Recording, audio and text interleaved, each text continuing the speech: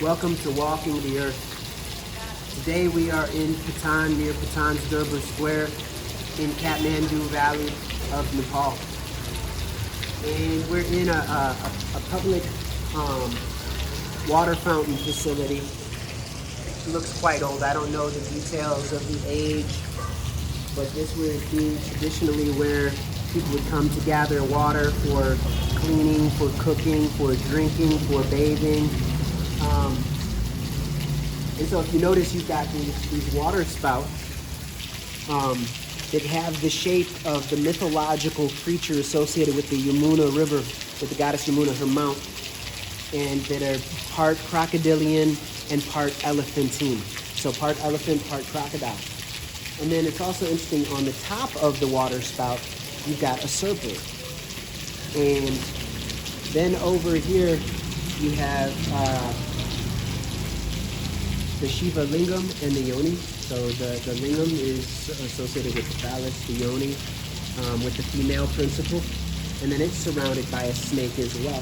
And then there's another one behind me. So you got a couple of these different locations, or different objects of devotion. And so it's interesting, why is it that all throughout South Asia and beyond, there seems to be such an association between these serpents, the Naga, and water.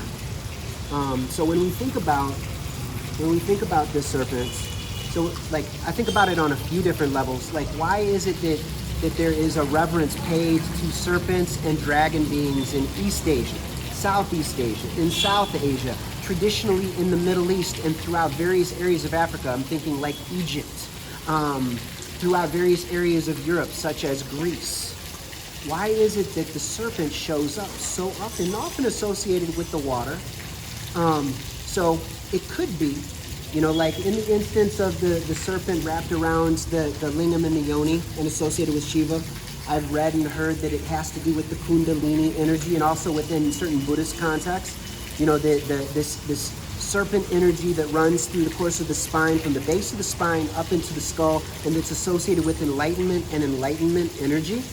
And you also see something similar within the Egyptian iconography and statuary, where you've got, like, say, the pharaohs, their headdresses have a cobra coming out of the third eye region. And then if you look at the statues from certain angles, you'll notice that the mustache, the beard, the goatee, looks like the tail of a serpent. And so it'd be like from down here, so you've got the tail of the serpent, and then it winds through the head, and then it comes out through the forehead. So there are different ways of conceptualizing, and you will see images from Egypt of a serpent behind a human. And you'll also see that in a lot of the iconography associated with Shiva, with Vishnu, with the Buddha. And so it could be the Kundalini enlightenment energy. Also, is it an instance where these places, like historically, we would go for water down by rivers, by streams, by ponds to gather our water. And oftentimes it would be our women folk who would go to get the water, to gather the water, while our men were out hunting or fishing, gathering, traveling to do business or to do war, to defend, whatever it might be. So the women would go down by the ponds, by the rivers, and they would often encounter serpents, sometimes constrictors, sometimes venomous snakes. And this would be a very scary experience, and many people would suffer from snake bite. And, like maybe a baby might be playing, a child, and there's still many people throughout South Asia, Southeast Asia that get snake bit. And it's a very, very dangerous situation. And they're more than just cobras, but cobras are very, very prevalent in the iconography with their hood flared. And sometimes it's in a defensive situation where, like, say you see images of the Buddha or Vishnu or Shiva with the serpent along their back, and then over them with their hood extended in a protective mode, like the story after the Buddha attains enlightenment, the king of the Naga, the king of the serpent beings, protects him from the monsoon rains or something along those lines. And so it could be that initially the Kundalini energy is dangerous to humans if we have not attained enlightenment and mastered the energy. Once we master our own energy and come into enlightenment, then the Kundalini protects us. Also, like in Southeast Asia, in the Khmer areas, you will notice, and in the Thai areas, you will see the serpent over the Buddha and other deities with several heads. and sometimes it will be 5 heads. And when you see the 5 heads, it makes me think of the 5 senses. That if we do not master the 5 senses, the 5 senses will become toxic and venomous and deadly to ourselves and harm ourselves or harm others. But once we come into a self-mastery and into equanimity and mental balance and purification, then our senses act as defenders and defend us and protect others thereby through ethics and purity. So it could be related to the Kundalini and our energies, but it could be literally that in leaving offerings at certain key areas near water sources where sometimes snakes would go to drink or to seek prey, because mammals and other creatures go to water to drink. And so everybody's got to drink water. So predators will often be near water sources in order to gain their food. And so a water source could be a very dangerous place to visit. And so say the sisters, the aunties, the grandmothers go and they've got their grandchildren, their children, their babies with them, and then there's a deadly predator waiting there that may bite while they go bathe in the water, or constrict around them while they're bathing, or when they're washing clothes, when they're washing utensils, when they're cleaning their food or preparing their food. If offerings are left to the snakes, perhaps the snakes would leave them alone. And so the snakes thereby attain a deification thereby. Also, I've heard that sometimes that snakes will be, like deadly poisonous snakes will be a test for somebody who is deep on the meditative path to see how far on the path they are. If they have attained a certain level of mastery and enlightenment, then the serpent will not harm them, and they can pick up and handle the serpent. And that sounds like a very dangerous way to test enlightenment. I would think a better way to test enlightenment is how you behave toward other humans and other creatures, not by how you handle deadly creatures. But I can still see it to some extent, but I think it's a dangerous path. So we can think about it in those sense, in a practical sense. How were the snakes associated with deities? And maybe that's why Shiva is associated with it, is because he's got a mastery over the animals, including the snakes, that they will not harm him in a state of enlightenment. Then the mastery of the senses, and the senses protecting the human who has attained maturity. So there are many different ways of conceptualizing of this, and the association between snakes and water. And remember, we are water beings ourselves, and we are significantly water, about the same percentage of water as that of the earth, from my understanding. So if you have ideas or insights into these things, please do share.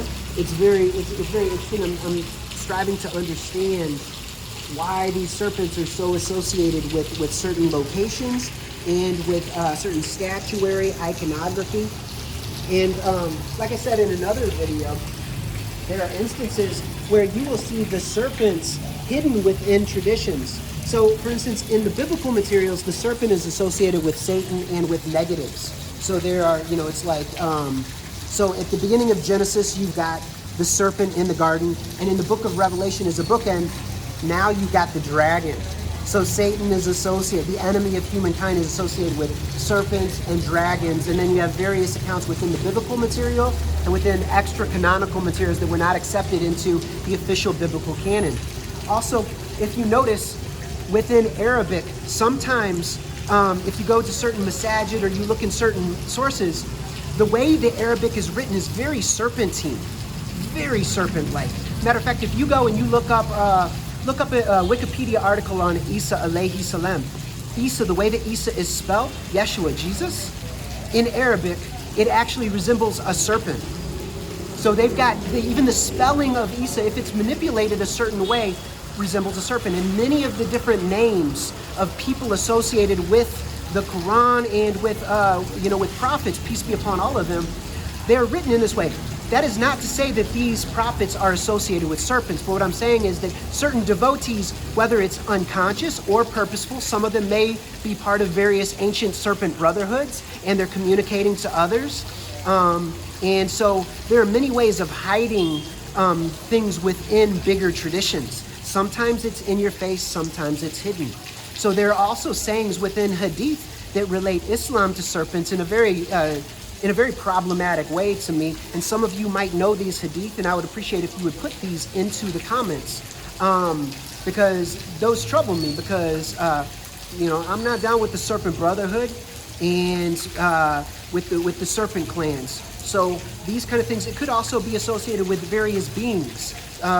So the Naga seem to roughly correspond with certain expressions of the jinn. The jinn, they can appear in various forms. They can appear in dog-like, wolf-like form, in cat form, as kind of a mist, smokeless fire. They can appear, which could be lightning. They appear in a variety of manners. And they can also shapeshift and appear in humanoid form. So can the Naga. The Naga can appear in a hybridic manner as well as in a humanoid manner. And there are many accounts in Hindu stories as well as Buddhist stories of this taking place. Naga and jinn are not good or evil in and of themselves. The jinn in a corrupted form can be shayateen, just like humans that have sealed hearts can become shayateen, devils. The Naga can also be benevolent or malevolent. They can be righteous or they can be evil.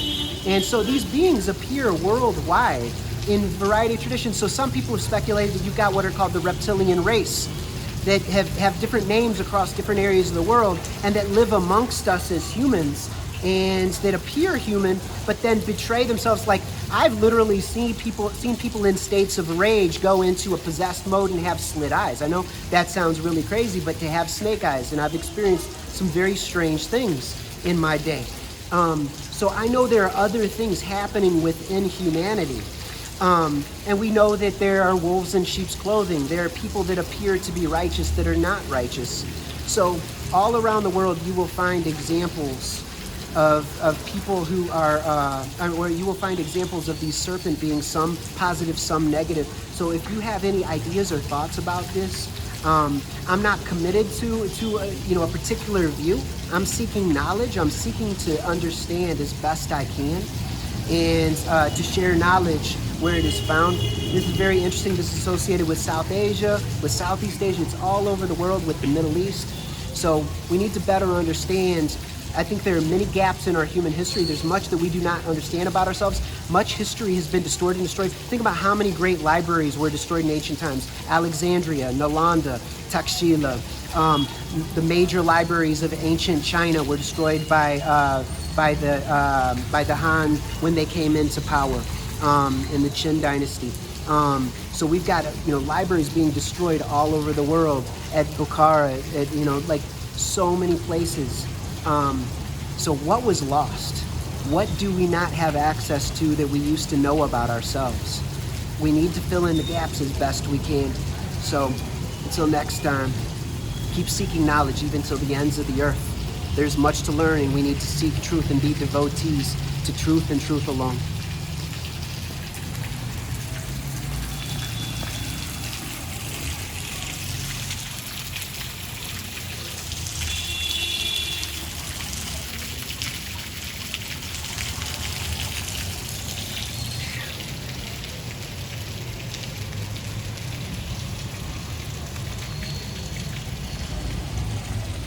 That's a full-on dragon head there.